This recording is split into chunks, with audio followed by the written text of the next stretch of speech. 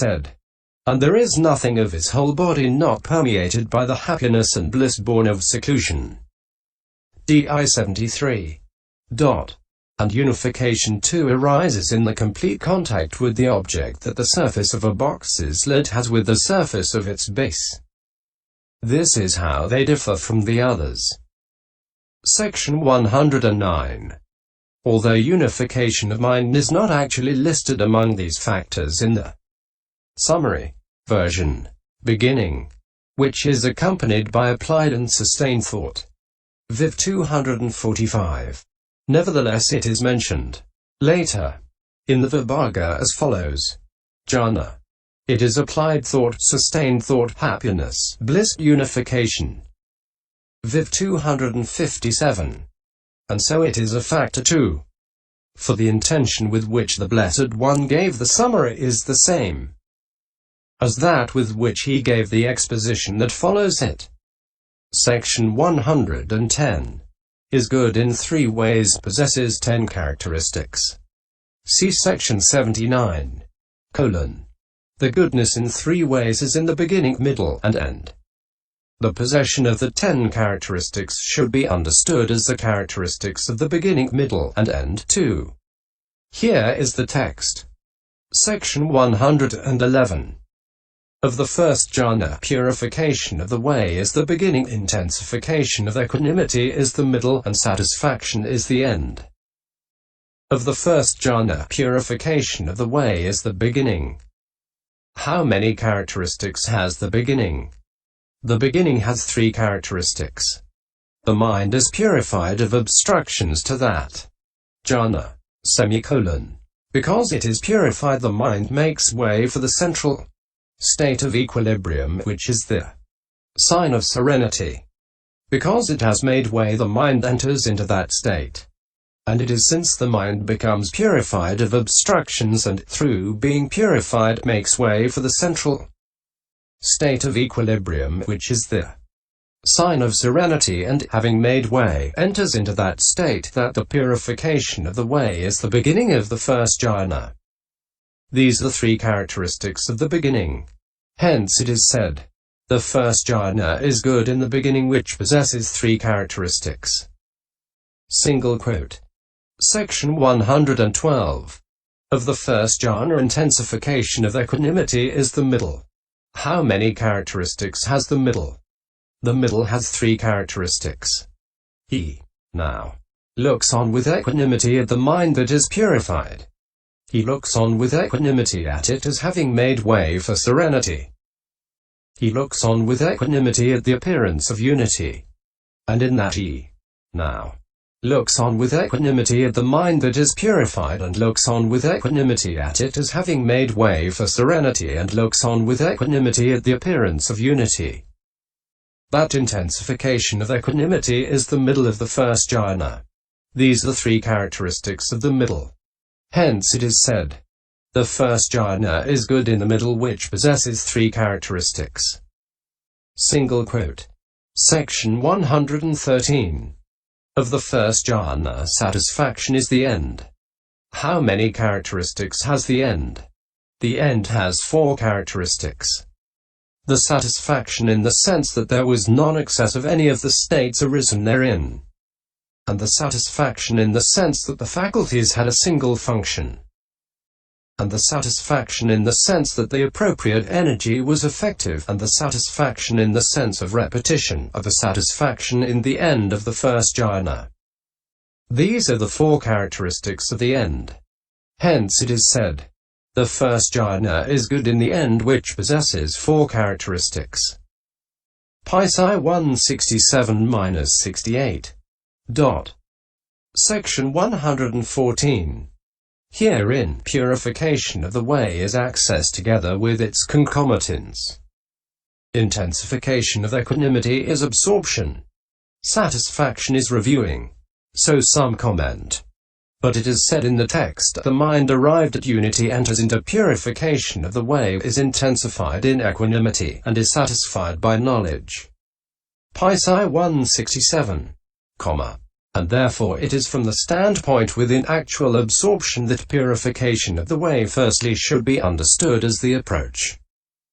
With intensification of equanimity as the function of equanimity consisting in specific neutrality, and satisfaction as the manifestation of clarifying knowledge's function in accomplishing non-excessive states. How? Section 115. Firstly, in a cycle of consciousness, in which absorption arises, the mind becomes purified from the group of defilements called hindrances that are an obstruction to jhana. Being devoid of obstruction because it has been purified, it makes way for the central state of equilibrium, which is the sign of serenity. Now, it is the absorption concentration itself occurring evenly that is called the sign of serenity. But the consciousness immediately before that reaches that state by way of change in a single continuity. Cf. 22-6. And so it is said that it makes way for the central state of equilibrium, which is the sign of serenity. And it is said that it enters into that state by approaching it through having made way for it. That is why in the first place purification of the way, while referring to aspects existing in the preceding consciousness, should nevertheless be understood as the approach at the moment of the first jhana's actual arising. Section 116. Secondly, when he has more interest in purifying, since there is no need to re-purify what has already been purified, thus, it is said that he looks on with equanimity at the mind that is purified. And when he has no more interest in concentrating again what has already made way for serenity by arriving at the state of serenity, it is said that he looks on with equanimity at it as having made way for serenity. And when he has no more interest in again causing appearance of unity in what has already appeared as unity through abandonment of its association with defilement in making way for serenity, it is said that he looks on with equanimity at the appearance of unity. That is why intensification of equanimity should be understood as the function of equanimity that consists in specific neutrality. Section 117. And lastly, when equanimity was thus intensified, the states called concentration and understanding produced there occurred coupled together without either one exceeding the other. And also the five faculties beginning with faith occurred with the single function, taste, of deliverance owing to deliverance from the various defilements, and also the energy appropriate to that which was favorable to their state of non-excess and single function was effective. And also its repetition occurs at that moment. Now all these four aspects are only produced because it is after seeing with knowledge the various dangers in defilement and advantages in cleansing that satisfiedness, purifiedness and clarifiedness ensue accordingly. That is the reason why it was said that satisfaction should be understood as the manifestation of clarifying knowledge's function in accomplishing non-excess, etc. of states. See section 114. Section 118. Herein, satisfaction as a function of knowledge is called the end, since the knowledge is evident as due to onlooking equanimity, according as it is said, he looks on with complete equanimity at the mind thus are exerted. Then the understanding faculty is outstanding as understanding due to equanimity. Owing to equanimity the mind is liberated from the many sorts of defilements. Then the understanding faculty is outstanding as understanding due to liberation. Because of being liberated these states come to have a single function. Then the understanding faculty is outstanding as understanding due to development in the sense of the single function. 35. Pis 225. Section 119. Now as to the words, and so he has attained the first jhana of the earth KASIÓA. See section 79. Here it is first because it starts a numerical series. Also, it is first because it arises first. It is called jhana because of lighting, upanijjhana, the object, and because of burning up, Chapana. Opposition. Paisai 49. The disk of earth is called earth KASIÓA. KASIÓA lit. Earth universal. In the sense of entirety, and the sign acquired with that as its support, and also the jhana acquired in the earth KASIÓA sinus are called too. So that jhana should be understood as of the earth KASIÓA in this sense, with reference to which it was said above, and so he has attained to the first jhana of the earth KASIÓA. Single quote. Section 120. When it has been attained in this way, the mode of its attainment must be discerned by the meditator as if he were a hair splitter or a cook. For when a very skillful archer, who is working to split hair, actually splits the hair on one occasion, he discerns the modes of the position of his feet, the bow, the bowstring, and the arrow thus. I split the hair as I stood thus, with the bow thus, the bowstring thus, the arrow thus. From then on he recaptures those same modes and repeats the splitting of the hair without fail. So too the meditator must discern such modes as that of suitable food, etc. Thus, I attained this after eating this food, attending on such a person, in such a lodging, in this posture, at this time. In this way, when that absorption is lost, he will be able to recapture those modes and renew the absorption, or while familiarizing himself with it he will be able to repeat that absorption again and again. Section 121. And just as when a skilled cook is serving his employer, he notices whatever he chooses to eat and from then on brings only that sort and so obtains a reward, so too this meditator discerns such modes as that of the food, etc. at the time of the attaining, and he recaptures them and reobtains absorption each time it is lost. So he must discern the modes as a hair splitter or a cook does. Section 122. And this has been said by the Blessed One. Bhikkhus, suppose a wise, clever, skillful cook set various kinds of sauces before a king or a king's minister, such as sour, bitter, sharp, sweet, peppery and unpeppery, salty and unsalty sauces. Then the wise, clever, skillful cook learned his master's sign thus: today this sauce pleased my master, or he held out his hand for this one, or he took a lot of this one, or he praised this one, or today the sour kind pleased my master, or he held out his hand for the sour kind, or he took a lot of the sour kind, or he praised the sour kind, or he praised the unsalty kind.